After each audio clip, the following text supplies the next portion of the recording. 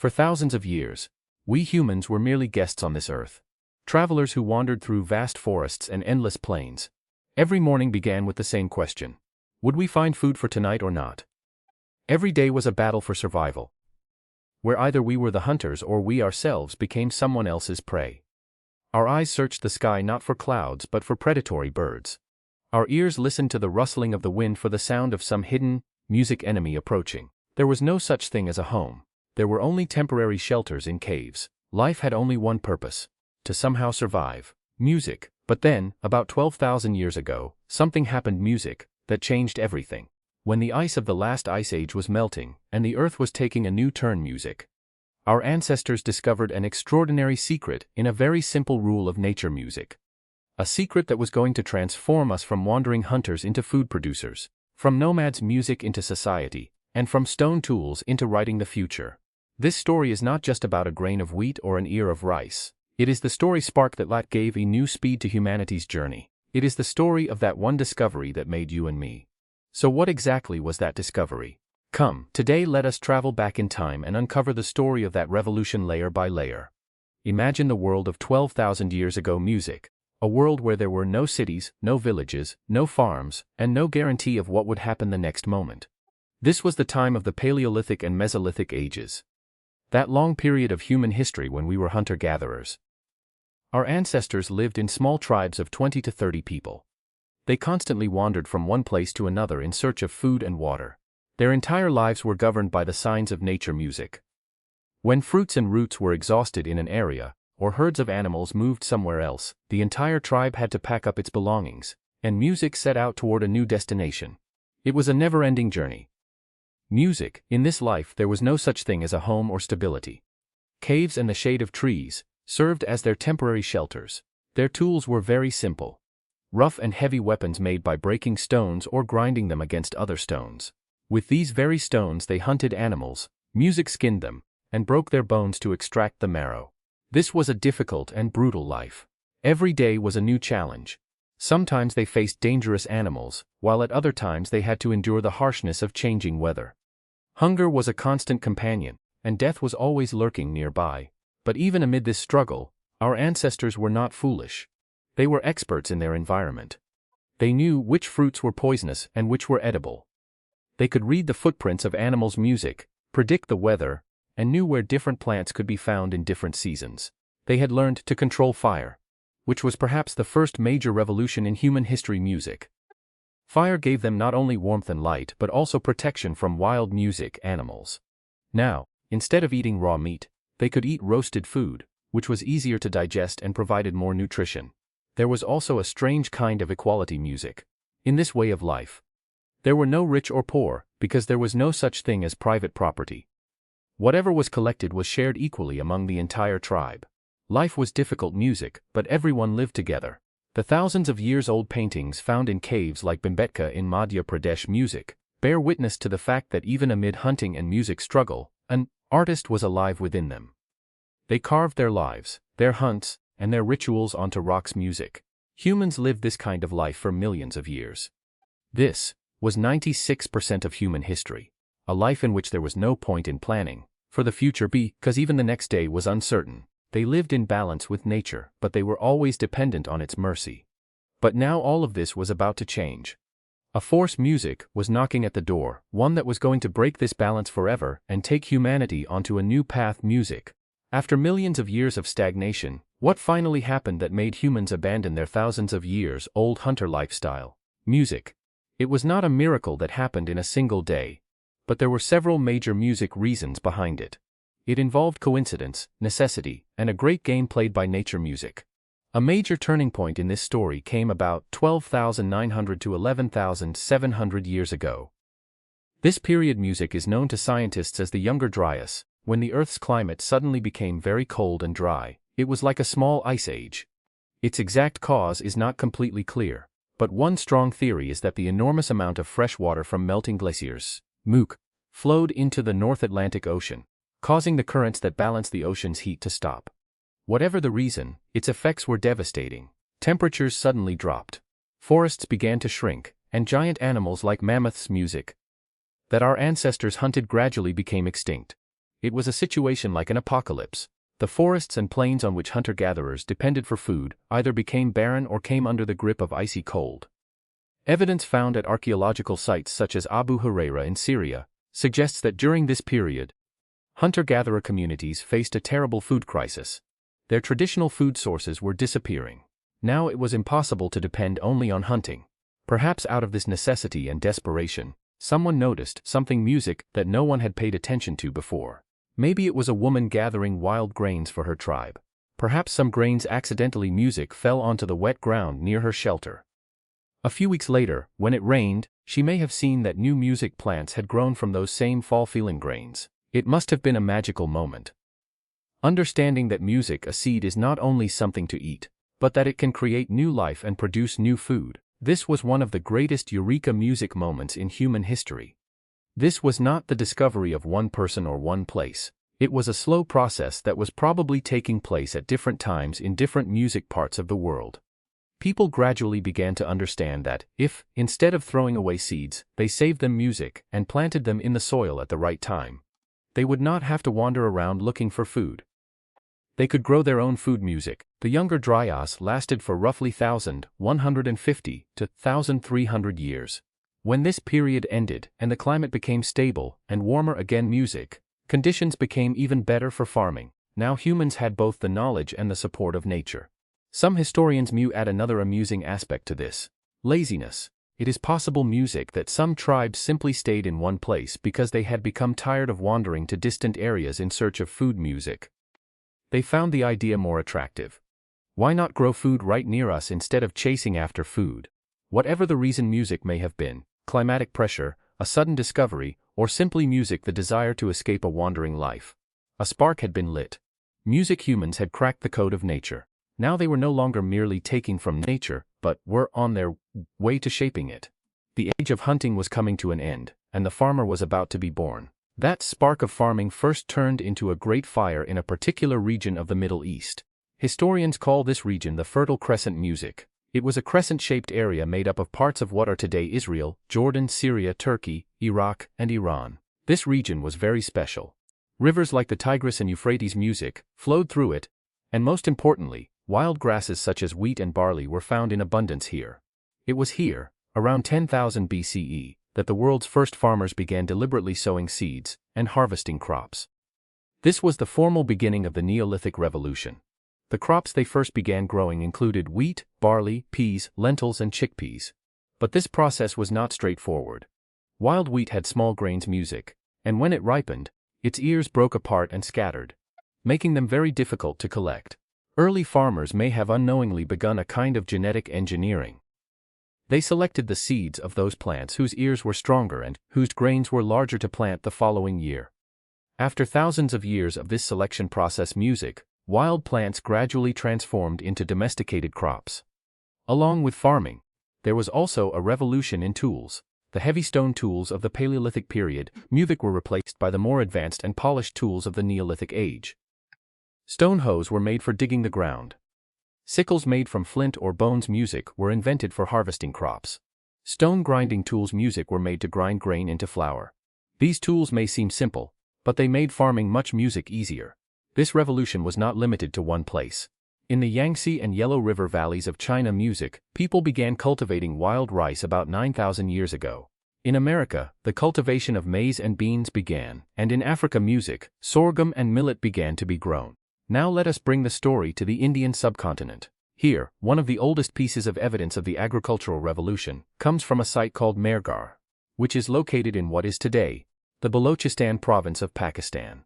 At Mehrgarh, archaeologists have found evidence dating back to as early as 7000 BCE, showing that people here cultivated wheat and barley and raised sheep and goats. This is thousands of years older than the Indus Valley civilization, and is considered one of the strongest music pieces of evidence for the beginning of farming and permanent settlements in the Indian subcontinent. Excavations at Mehrgarh have uncovered houses made of mud bricks, grain storage facilities, stone tools, and even music. One of the earliest pieces of evidence of cotton cultivation in the world. Mehrgarh was not alone. Early evidence of rice cultivation has been found in the Belan Valley of Uttar Pradesh, which may date back to around 4500 BCE. Remains of Neolithic agricultural settlements have also been found at sites such as Chirand in Bihar Music. With farming came a new challenge. How should the harvest be stored? This need gave birth to another major invention: pottery. Early farmers learned to shape wet clay and then fire it music to make strong vessels. In these vessels, they could safely store grain and water, protecting them from rats and moisture music. In this way, a small idea of planting seeds had begun to change the entire world. The fields were ready, the tools were in hand, and vessels had also been made to preserve grain. Humans were no longer just hunters. They had become producers of music. But the impact of this transformation was not going to remain limited to their stomachs. It was going to change their entire society. Music from its roots, the invention of agriculture, changed the entire fabric of human society. Music forever.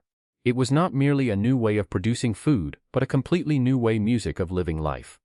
Its effects were so deep that we still live in the same world whose foundations were laid by the first farmers. The first and biggest impact was stability. The life of a hunter-gatherer was an endless journey. But a farmer had to stay near his land and crops. He needed to sow seeds, care for the plants, and protect the harvest until it ripened. This need forced him to settle in one place. Music. And this gave birth to permanent settlements and villages. Jericho Music, which is in what is now Palestine, and places like Mergar, are among the world's oldest known villages. Now humans had a home, a permanent music address. Alongside farming, another revolution was taking place: animal husbandry. Humans realized that instead of killing certain animals, it was more beneficial to capture and raise them alive. Animals such as sheep, goats, cattle, and pigs were domesticated. These animals were not just sources of meat. Sheep provided wool, cows and goats provided milk, music, and oxen began to be used for plowing fields and carrying heavy loads. As villages grew larger and farming became more efficient, another major change occurred: food surplus, meaning the production of more grain than was needed. Music. In hunter life, everyone had to spend time finding food. But now the labor of some farmers could feed the entire village. This gave birth to the division of labor in society, for the first time.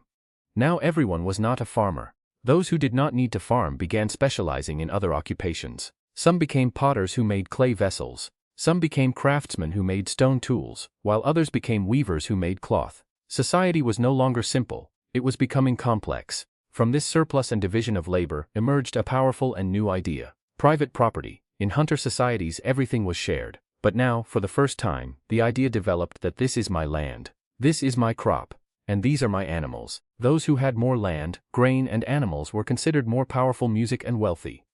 This is where social inequality began. As villages grew in size and society became more complex, the need for rules and leadership music felt in order to maintain order. Who would resolve disputes? Who would protect the grain stores?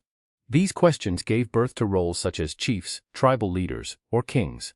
A hierarchy began to develop in society, consisting of rulers, priests, soldiers, and common people. Agriculture also made an unprecedented population explosion possible.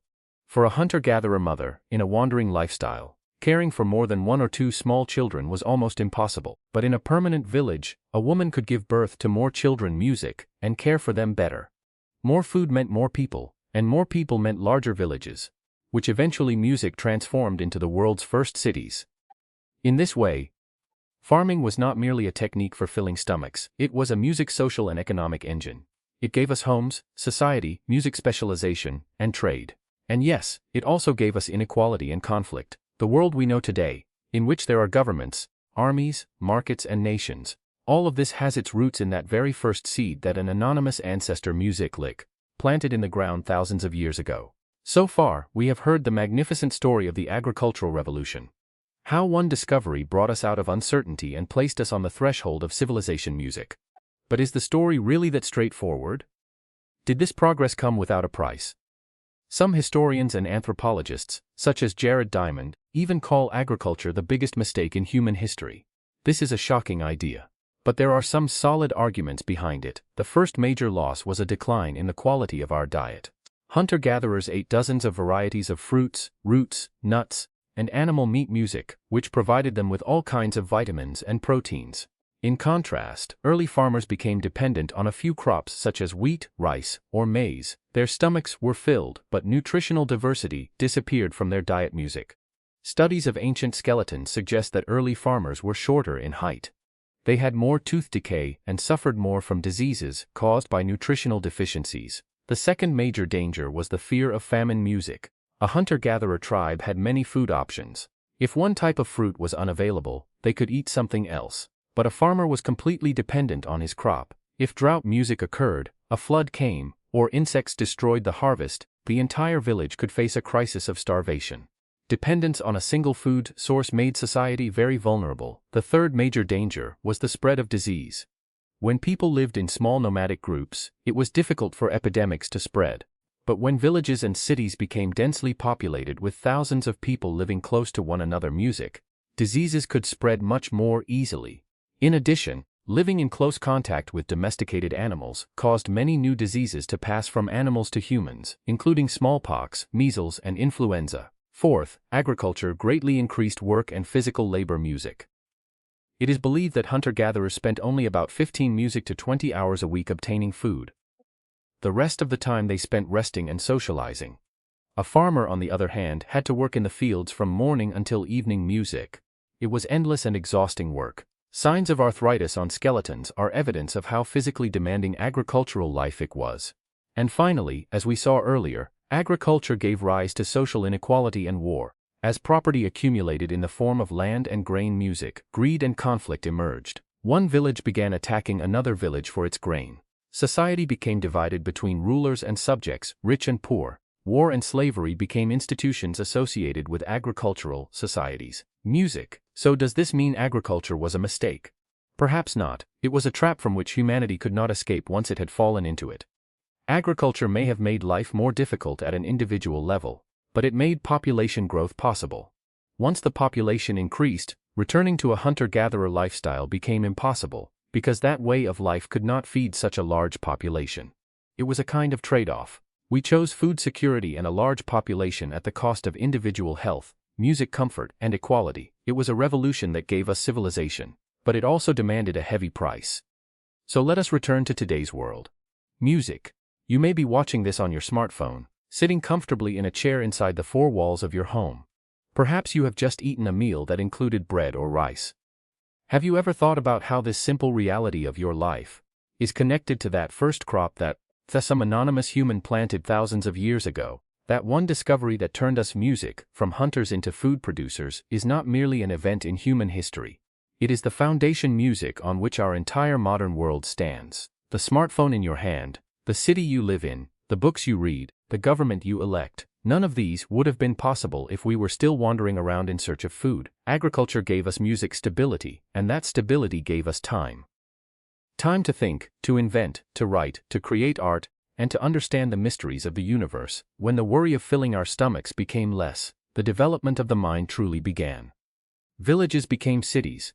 Cities became empires, and empires gave birth to knowledge and science. Yes, this path was not always easy. We saw how agriculture brought diseases, inequality, and war along with it.